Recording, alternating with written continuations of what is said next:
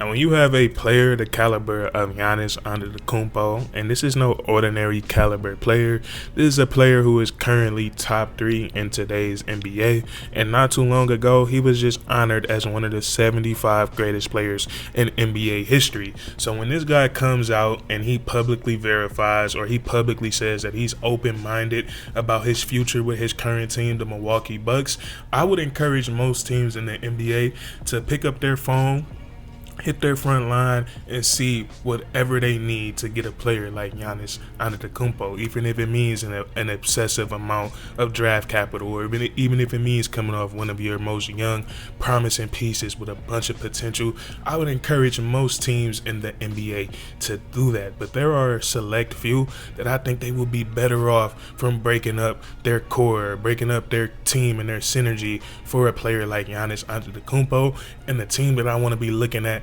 today is the Houston Rockets. And today we're going to be going over all of the reasons to why I feel this way. And before we get into all the layers of this topic and this situation, what I see from the surface reason of why I'm going to go for this trade is just I love the trajectory that the Houston Rockets are on right now, and I love the way that they've been doing it. I feel like most of it has been internally, and it has been organically around the players that they have drafted, the players that they scouted, picking the right talent. And yes, they made big free agent signings and trades, bringing in guys like Fred VanVleet and Dylan Brooks, but it wasn't to make them the face of the organization.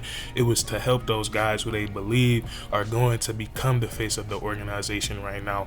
And I just feel like that has been working so well for the Houston Rockets once they were able to find the right head coach and Coach Ime Udoka and get in that much needed veteran help. We've seen how good the young talent on the Houston Rockets, were the guys that were already selected. And we just look at the draft terror that the Houston Rockets went on. It was absolutely crazy. Look at 2021, bringing in, it's like in every draft, the Houston Rockets, they nailed it at the top, and then later on they got a steal in the draft. When we look at 2021, getting Jalen Green with their lottery pick, and then later on getting Alperen Şengün with the 16th. And then we go to next year's draft where they get Jabari Smith Jr. at the top and Tari Eason later in the first round. We look at 2023 where they get Amen Thompson at the top, and then they get Cam Whitmore later in the first round. And then we look at 2024 where, one of their trades paid them off, where they got a top 3 pick, and that turned into Reed Shepherd. So the Houston Rockets right now, they have an insane amount of young talent. And what happened for them last year, really the last 2 seasons, is that they seen that their young talent could compete. We saw it during the 2023 NBA season where they got off to a really good start. They had a spot in the Western Conference playoffs, and then they had some key injuries where it looked like at one point where they were done for the season, and then they got really hot, made it interesting for that final 10th spot with the Golden State Warriors, where they ended up not being able to get into the play-in tournament, but they showed that they had all the potential in the world. And then next season they picked right back up on that momentum, still with the nucleus being these very young NBA players, also along with Steven Adams, Fred VanVleet, Dylan Brooks. All of those 3 guys were much needed veteran presence. But the big thing is the nucleus was all of these young guys that the Houston Rockets had drafted. It was Amen Thompson, it was Jalen Green, it was Alperen Şengün, Tari Eason, Jabari Smith Jr. In my opinion, all of these guys were the best players on the Houston Rockets. So that's right there at a surface level why I was just kind of like, I don't know. I don't think we're ready to make this trade right now. We're just coming off a 50 win season in the more loaded conference in the NBA. And we lost in the first round to a Hall of Fame franchise with 3 Hall of Fame players and a Hall of Fame head coach. So I don't think it was no shame in that. And they lost a 7-game series. Where in that series, I don't think it was necessarily that they got outplayed by the Golden State Warriors, but they had a lot of self-inflicted wounds when it came to not executing in the half court and not being able to knock down free throws. So I think it's so much to build off of for these last 2 seasons of the Houston Rockets, and that's just at a surface level. And before we keep breaking down on the reasons why the Houston Rockets just stay put and keep building around this young core, it wouldn't be fair if we didn't talk about how great of a player that Giannis Antetokounmpo is and how this is enticing for the Houston Rockets front office, because like we said in the intro, this is Giannis Antetokounmpo. He's a top 75 player in NBA history, and he's a top 3 player in today's NBA. And a lot of people feel like if you have Giannis on your team, you have a chance to win an NBA championship. But we just look at the Greek Freak as a basketball player. I think he's very actually underrated. I know James Harden had that whole thing where he said, and this is back when James Harden was a Houston Rocket, he said all Giannis does is run and dunk. And I know it does look like that from a surface level, but it's actually so much more than that. Like Giannis, his ability to handle the basketball, I think is very, very underrated. He's one of the tallest, one of the strongest players in the NBA, but he has a very, very elite ball handle. Like, he has a tight handle on the ball. His usage rate shows that, and how much he brings the ball up, from the backcourt shows that as well. He has a very tight handle on the basketball. His footwork is impeccable, from his Euro steps to his hop steps to, taking those strides that gets him up the court in 1 to 2 to 3 strides, all of that, and then it translates to his post game as well. So he has tremendous footwork, and then he's the best finisher in the NBA. We know of Giannis, if he gets that ball anywhere near the paint, it's a 99.99% chance that he's going to score the basketball. And then on top of all of that,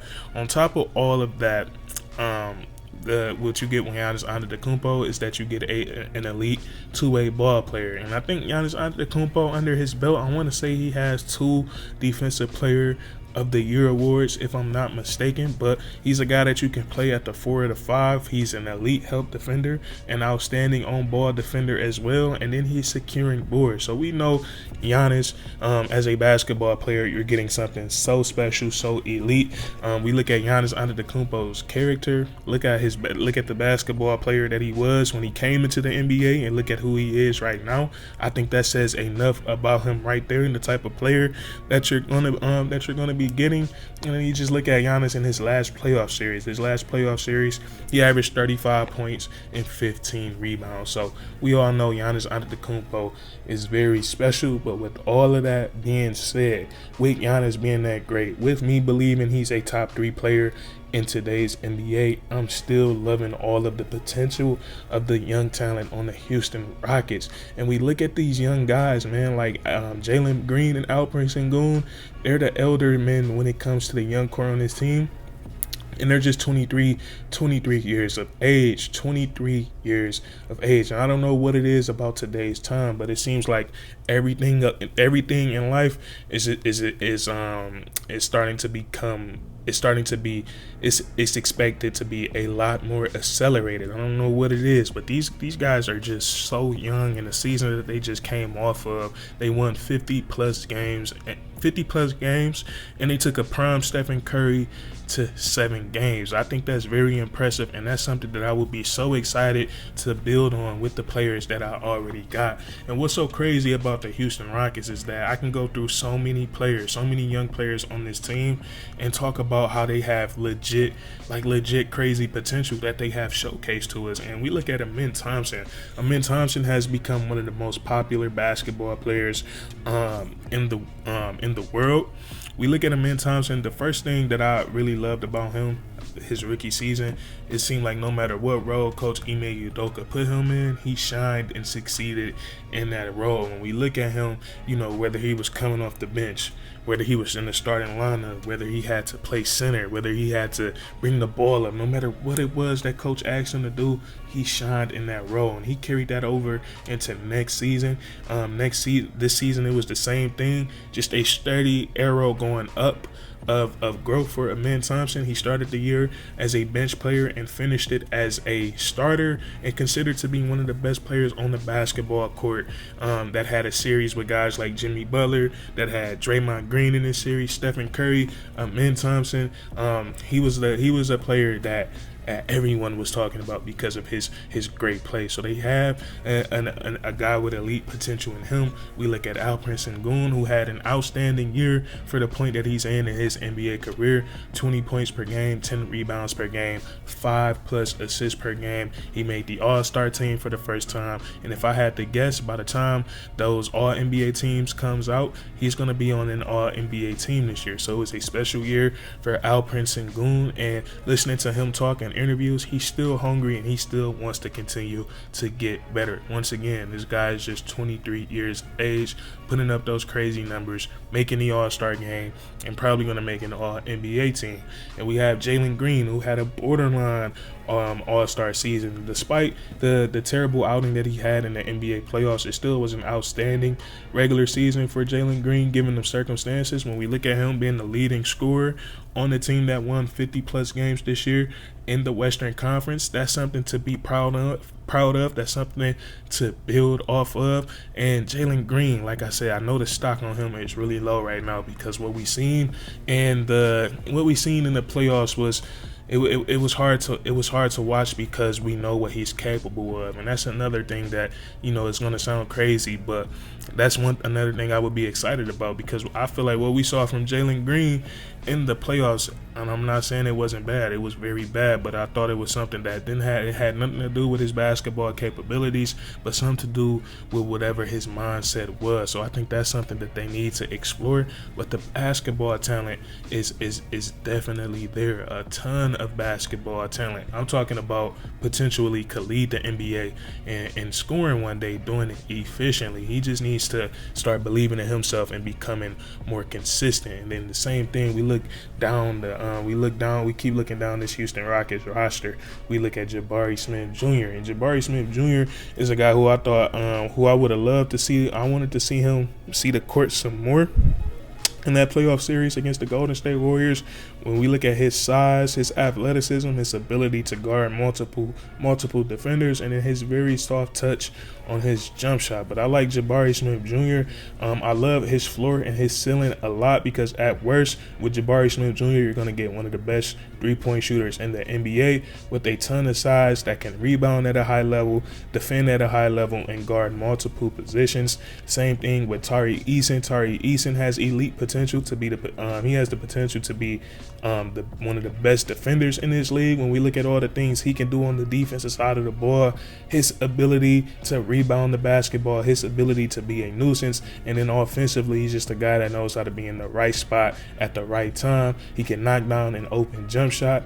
He's a great cutter and a great finisher around the rim. And then you still have Cam Whitmore on this roster. You still have Reed Shepherd. You have the number 10 pick in this year's NBA draft. So I'm not saying that the Houston Rockets, I'm not saying that they should stay put and not make any moves, but I don't think they should rough it up so crazy for them to land a player like Giannis Antetokounmpo. But definitely the Houston Rockets should be looking to improve their roster, bringing in additional three-point shooters, bringing in guys that can knock down some free throws. But that's how I feel about this trade situation. You guys let me know right now. Would you let go of a piece like Alperen Şengün in a trade for the Houston Rockets? Would you let go of Jalen Green in another piece to land a guy like Giannis Antetokounmpo? Let me know what you think down in the comment sections. If you enjoyed this video, please leave a like and then subscribe. Subscribe for more weekly content. We do this all the time, man. And that's curtains.